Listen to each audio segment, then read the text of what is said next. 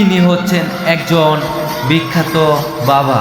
দীর্ঘ ৭৮ বছর ধ্যানে বসার পরে অর্থাৎ একদিন হঠাৎ করে উঠে বসে তিনি চ্যাটজিপিটি থেকে একটি বই আবিষ্কার করেন। তিনি যে বইটি লিখেছেন সেই বইটির নাম হচ্ছে লাল বাবার গর্জন। বাবা বাবা আমার কথা শুনেন।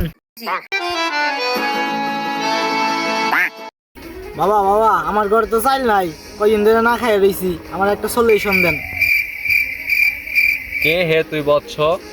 আমার ৭৮ বছরের ধ্যান বাঙালি বৎস, তুই তো অনেক ভুল করে ফেলেছিস রে বৎস। আমার মাফ করে দেন, আমার একটা সলিউশন দেন। হে বৎস, তোর তো অনেক জটিল সমস্যা, তোর জন্য একটা সমাধান খুঁজে বের করছি।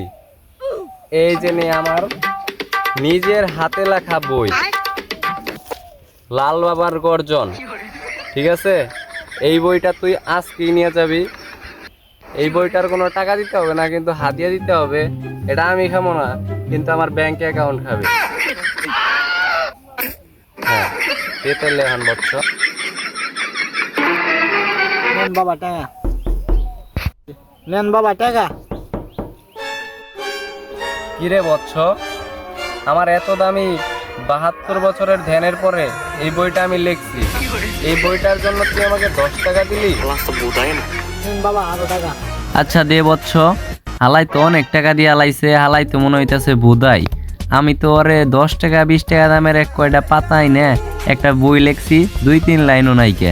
এই হালাই তো আমারে এত টাকা দিয়ে দিছে, ১০-১৫ হাজার টাকা মারছে রে।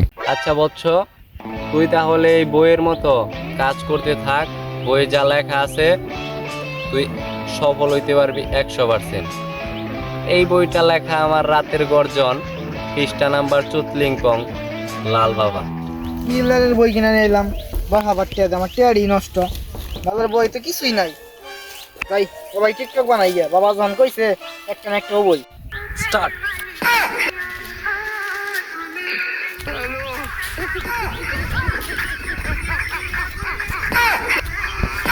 আমার তো মাথায় হাত। ৪ বছর ধরে ভিডিও বানাইতেছি বাবার এই বই নিয়ে, কিছুই করা হয়নি অন্তরি। আমার ৩২টা ফলোয়ার হলো ফেসবুকে, তাদের ভিডিও বানাবো না। পাবলিক বোধাই হতে চালে আমি বানাবো, মানুষ মনে করবে আমি থেকে যাব, কিন্তু না, সবার পদ মারা শেষ হলে আমিও চলে যাব। লাল বাবার গর্জন, পৃষ্ঠা নাম্বার চুতলিংকং।